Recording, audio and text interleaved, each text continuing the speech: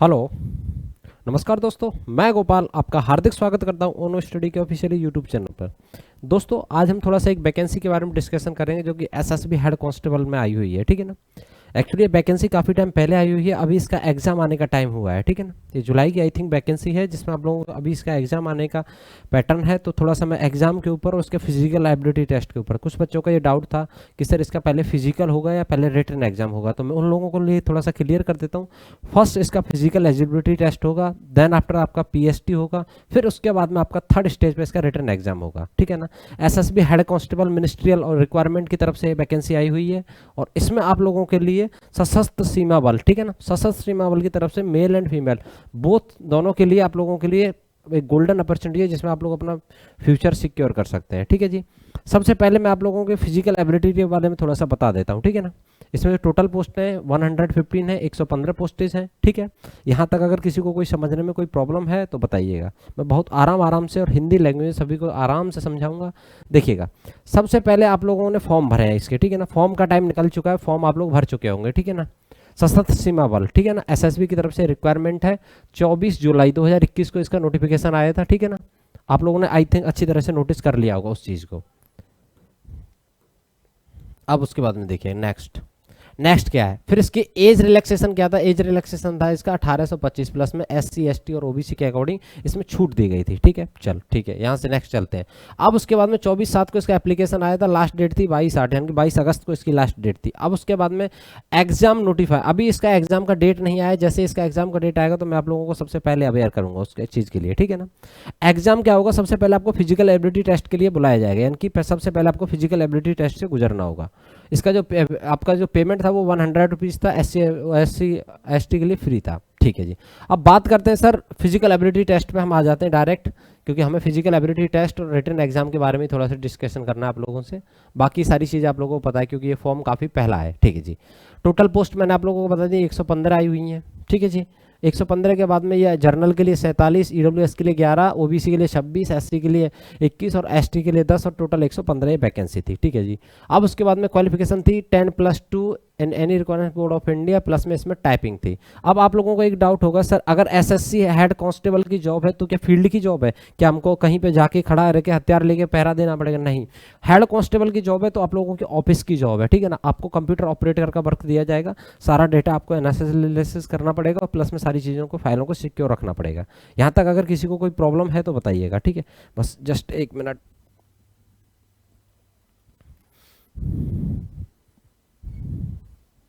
जी, अब उसके बाद में मैं आप लोगों को बताता हूँ। देखिए, सबसे पहले आपको फिजिकल एबिलिटी टेस्ट के लिए बुलाया जाएगा, देन सबसे पहले आपको थोड़ा सा डॉक्यूमेंट्स वेरिफिकेशन होगा कि आप वही हैं जिन्होंने फॉर्म भरा है, उन्हीं को फिजिकल एबिलिटी टेस्ट के लिए अंदर घुसने दिया जाएगा। सबसे पहले होगा आपका रेस, ठीक है जी।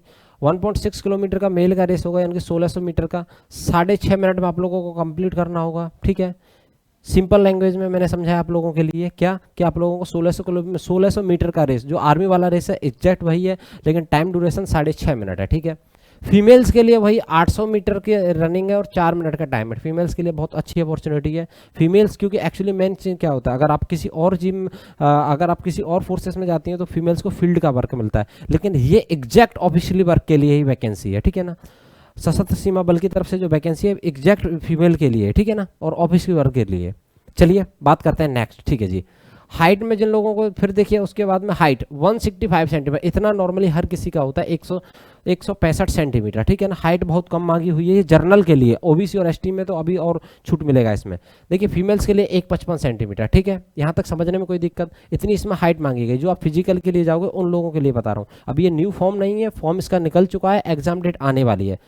आर यू श्योर, आप लोग क्लियर है इस चीज़ को लेके? ठीक है, नेक्स्ट बात करते हैं। देखिए हाइट एससी एसटी के लिए 162 सेंटीमीटर, ठीक है, वही एयरफोर्स नेवी वाला स्कोप आ गया, इसमें बहुत कम हाइट मांगी जा रही है। फिर उसके बाद फीमेल्स के लिए 150 सेंटीमीटर, 150 सेंटीमीटर।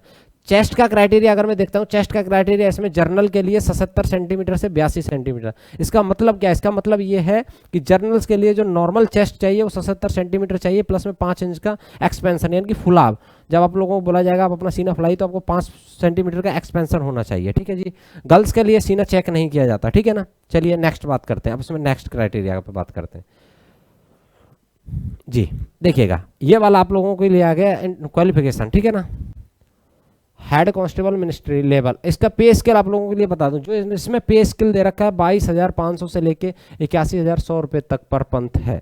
इसके अकॉर्डिंग डिपेंड करेगा आपको कौन सी मिनिस्ट्री में जॉब मिल रही है, ठीक है ना, किस जगह पे आपकी पोस्टिंग होती है। चलिए अब उसके बाद में थोड़ा सा एलिजिबिलिटी क्राइटेरिया के ऊपर घूम लेते हैं, क्या बात कर रहा है क्या नहीं कर रहा है। देखिए एलिजिबिलिटी क्राइटेरिया मैंने थोड़ी देर आप लोग पहले बताया था कि intermediate, senior secondary school certificate any recognised board of any board of India, आपने भारत के किसी भी क्षेत्र से 12th पास किया, English medium, Hindi medium, Bihar board, UP board, Jharkhand board, जहां से भी आप लोगों ने इंटर पास किया, ठीक है जी, तो आप लोग इसके लिए एलिजिबल हैं, ठीक है जी। अब उसके बाद में देखिएगा फिर देन आफ्टर दैट आप लोगों को क्या एज रिलैक्सेशन मैंने बता दिया 18 से 25 से जर्नल का है, एसटी ओएससी ओबीसी के हिसाब से इसमें एज में छूट दी गई है, उसको नेक्स्ट में बात करते हैं।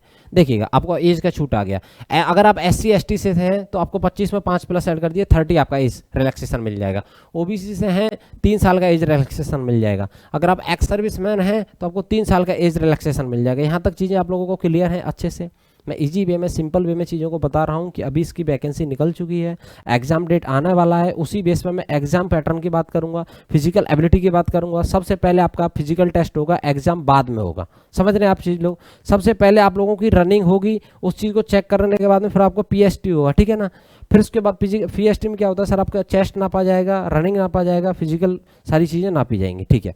अब उसके बाद में मैं बात करता हूँ क्या, मैंने आप लोगों को अभी थोड़ी देर पहले बताया था 1.65 हाइट चाहिए, ठीक है ना, 77 मिनिमम 5 सेंटीमीटर का एक्सपेंशन आपके सीने में चाहिए, यानी कि फुलाव। अब उसके बाद में मेल्स के लिए देखिए, अगर आप एससी एसटी या फिर कहीं वैसी जगह से हैं तो उसके बाद में 1.62 सेंटीमीटर आपकी हाइट चाहिए, इतना आप लोगों को 77 और एक्सपेंशन चाहिए। फीमेल्स के लिए 1.50, फिर उसके बाद में नॉट एपेयर, ये सीना फीता नहीं लगाया जाता गर्ल्स के, ठीक है ना। अब उसके बाद में देखिए, अगर आप all candidate belong to a schedule caste, ठीक है ना, शेड्यूल ट्रिब्यूटरी। अब उसके बाद में 1.62 सेंटीमीटर, यानी कि जो पहाड़ी एरिया से बिलोंग करते हैं या फिर नॉर्थ ईस्टों से बिलोंग करते हैं उन लोगों के लिए 1.62 सेंटीमीटर हाइट है, 76 उनके के लिए सीना और 5 सेंटीमीटर का एक्सपेंशन है, ठीक है जी। चलिए थोड़ा आराम से कर लेते हैं, आप लोगों को ऐसा लगेगा कहीं जल्दी जल्दी में सर बता रहे हैं, चलिए आराम से कर लेते हैं, ठीक है। ये आप लोगों की हाइट के अकॉर्डिंग वेट का वो है एक रेशियो। अगर आप लोगों का हाइट के अकॉर्डिंग वेट है, जैसे कि आप लोगों की 1.70 हाइट है तो आप लोगों को 60 के आसपास वेट चल जाएगा, ठीक है ना, 60 से 70 के बीच में चल जाएगा। अगर आप लोगों को लगता है कि 1.56 आप लोगों की हाइट है तो 44 और 54 के बीच में अगर आपका वेट है तो आपका बिल्कुल फाइट है। अगर आपको लगता है 2-4 किलो आपका एक्स्ट्रा है या कम है तो आप थोड़ा एक्सरसाइज करके उसको मैनेज कर सकते हैं, कोई दिक्कत नहीं, उसके लिए टाइम ड्यूरेशन मिलता है। अभी तो कुछ नहीं, अभी तो इसका सबसे पहले रनिंग होगा, देन आफ्टर दैट आपको पीएसटी होगा, ठीक ना। चलिए नेक्स्ट, अगर आपकी एक साइड हाइट है तो उसको 46 से 56 के बीच में आपका वेट होना चाहिए, ठीक है ना। उसी के अकॉर्डिंग सारा आप अपने हिसाब से देख लीजिए आप किस में आते हैं, ठीक है ना। अगर आपकी 1.90 हाइट है तो 66 से और 81 के बीच में आपका वेट आसानी से चल जाएगा, कोई इश्यू नहीं, कोई दिक्कत नहीं, ठीक है। चलिए बात करते हैं नेक्स्ट। अब इसके बाद में मैं थोड़ा सा इसका जो आपको रिटन टेस्ट होगा उसके बारे में बता देता हूँ। देखिए रिटन टेस्ट मैंने आप लोगों को क्या बताया, 100 नंबर का होगा, 100 क्वेश्चन होंगे, वो सारी चीज़ थोड़ा सा डिटेल में डिस्कशन करूँगा, थोड़ा सा इसको समझा देता हूँ। अगर आप जर्नल से हैं और ईडब्ल्यूएस में आते हैं तो 50% मार्क्स लाना कंपलसरी है, देन आफ्टर दैट आपको कट ऑफ से मतलब कट ऑफ में ऐड किया जाएगा, यानी कि फिर उसके बाद अब बच्चों में कंपटीशन रहेगा कि आप लोग कितना मार्क्स कर सकते हो, लेकिन एग्जामिनर की तरफ से 50% उनके लिए और SC ST के लिए 55%। समझ रहे हैं आप उस चीज़ को कि अगर आपके 50% से मार्क्स कम है, यानी कि 100 नंबर का पेपर होगा उसमें से 50% है तो आप तो पैसे ही बाहर हो गए, तो आप सोचना भी मत कि आपका मेरिट में नाम आ जाएगा। फिर उसके बाद में स्टूडेंटों में कंपटीशन होता है उस चीज़ को लेकर। चलिए नेक्स्ट बात करते हैं सर। नेक्स्ट ये आ गया आपका एग्जाम पैटर्न, ठीक है। सैलरी की हम बात करेंगे, ठीक है ना। देखिए सबसे पहले आपका जो एग्जाम होगा वो 100 नंबर का एग्जाम होगा, पहले नहीं होगा, ये फिजिकल के बाद में होगा। 100 मार्क्स का होगा जिसमें 25 नंबर की जीके पूछी जाएगी, 25 नंबर की मैथ पूछी जाएगी, 25 नंबर की रीजनिंग पूछी जाएगी, 25 नंबर की हिंदी या इंग्लिश लैंग्वेज आपसे पूछी जाएगी। 25 क्वेश्चन होंगे, 25 मार्क्स होंगे, 25 क्वेश्चन होंगे, 25 मार्क्स पूछे जाएंगे, 25 क्वेश्चन होंगे, 25 मार्क्स दिए जाएंगे, 25 क्वेश्चन होंगे, 25 मार्क्स दिए जाएंगे। यहाँ तक समझने में किसी को कोई प्रॉब्लम? अब उसके बाद में टाइम ड्यूरेशन 2 आवर का मिलेगा, 120 मिनट आप लोगों को दी जाएगा, ठीक है जी। अब किन्हीं बच्चों को थोड़ा सा डाउट रहता है कि सर अगर हमारा नंबर नहीं आ पाया, तो नंबर की आप टेंशन ना लीजिए, आपको टाइपिंग के लिए 15 गुना स्टूडेंटों को बुलाया जाएगा, यानी कि 115 वैकेंसी उसमें मल्टीपल बाई 15 कर देना, 15 से गुणा कर देना, इतने स्टूडेंटों को आपको फिजिकल के लिए बुलाया जाएगा वहाँ पे, ठीक है ना। आप लोग सफिशिएंट है, समझ गए सारी चीज़ें कि आपको अगर जैसे कि अगर बच्चों ने अगर 115 बच्चों ने पास किया क्या फिजिकल एबिलिटी टेस्ट कर लिया, रिटर्न कर लिया, तो टाइपिंग टेस्ट जो आप लोगों को होगा, टाइपिंग टेस्ट में क्या पूछा जाएगा? टाइपिंग टेस्ट में इंग्लिश आप लोगों से पूछा जाएगा 35 वर्ड पर मिनट, फिर उसके बाद में हिंदी पूछा जाएगा 30 वर्ड पर मिनट के हिसाब से आप लोगों से पूछा जाएगा, ठीक है। अब उसके बाद में देखिए देन आफ्टर दैट क्या है, मैंने बता दिया आप लोगों को ऑफिशियली जॉब है, ऑफिस की जॉब है, गर्ल्स के लिए बहुत सफिशियंट जॉब है, ठीक है ना। कहीं फील्ड में कोई जॉब नहीं मिलेगी, सिर्फ ऑफिस में जाके आप लोगों को बैठना है, डेटा एंट्री करना है, जो भी आप लोगों के सीनियर बताएंगे उस तरह वो टाइप का वर्क करना है। चलिए अब नेक्स्ट बात करते हैं क्या सर, अगर सर आप लोग बोलेंगे सर अगर ठीक है सारा काम रिटर्न टाइपिंग भी हो जाए, फिर उसके बाद में कितने स्टूडेंट को बुलाया जाए, तो उसके बाद में आपको 3 गुना स्टूडेंटों को डॉक्यूमेंट्स वेरिफिकेशन और मेडिकल के लिए बुलाया जाएगा।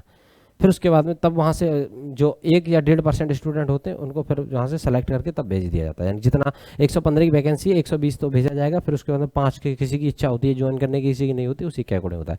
एक एवरेज सैलरी क्या होती है, एक एवरेज सैलरी होता है सर 36 के आसपास, ये मेरा मानना है। बाकी मैंने थोड़ी देर पहले आप लोगों को नोटिस की सैलरी दिखाई दी थी, उन लोगों ने 27,000 से 81,000 तक पहुँचा रखी है सैलरी, ठीक है ना। डिपेंड करता है आप लोगों की किस तरह की वहाँ पे सिचुएशन होती है, किस तरह का आप लोगों को एनवायरनमेंट मिलता है, किस तरह की ऑफिस मिलती है, उसी के अकॉर्डिंग, ठीक है। ये आप लोगों देखिए ये वैकेंसी निकल चुकी है, अभी फिलहाल में कोई फॉर्म नहीं है इसका, आने वाले समय में जब आएगा। मैंने सिर्फ एग्जाम पैटर्न बनाया और फिजिकल एबिलिटी बताया, और मैंने सिर्फ ये इतना इन्फॉर्मेशन दिया कि पहले आपका फिजिकल होगा इसमें, बाद में एग्जाम होगा थर्ड फेज पर, ठीक है ना। सबसे पहले आप लोगों की रनिंग होगी, फिर उसके बाद में आपकी हाइट नापी जाएगी, वेट नापा जाएगा, और सारी चीज़ें नापी जाएंगी। देन आफ्टर दैट आप लोगों का रिटन टेस्ट होगा। यहाँ तक सारी चीज़ें क्लियर हैं, तो आई होप आप लोगों को अच्छे से समझ आई होगी। यही इन्फॉर्मेशन देने के लिए मैंने ये वीडियो का मोटिव बनाया था, यही वीडियो बनाई थी। Thank you so much, have a nice day. देखिए इसी तरह से अगर आपका एग्जाम के रिलेटेड मैं एक वीडियो और बनाऊंगा जिसमें आप लोगों के एग्जाम पैटर्न या फिर एग्जाम के बारे में थोड़ा सा डिटेल में इन्फॉर्मेशन दूंगा। Thank you so much, have a nice day. I hope you are selected in 2021 as a government aspirant.